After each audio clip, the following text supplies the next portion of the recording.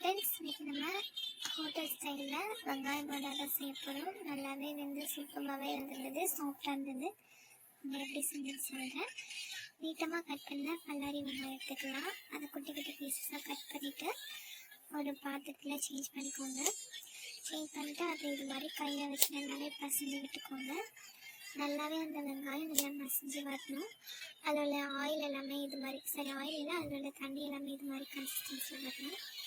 அதுக்கப்புறமா அது கூட பட்டாணி மாவு ஆட் பண்ணிக்கலாம். கடலை மாவு ஆட் பண்ணாதீங்க, பட்டாணி மாவு. அதுக்கப்புறமா பச்சரிசி மாவு, தேவையான உப்பு, அப்புறமா பெருஞ்சீரகத்தூள் டேஸ்ட்டுக்காக ஆட் பண்ணியிருக்கேன்.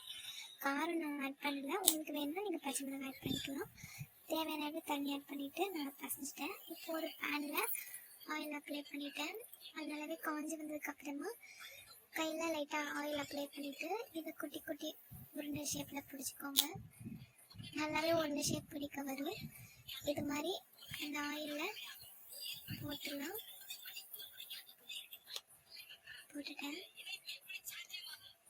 நல்லாவே பரட்டி போட்டுக்கலாம்.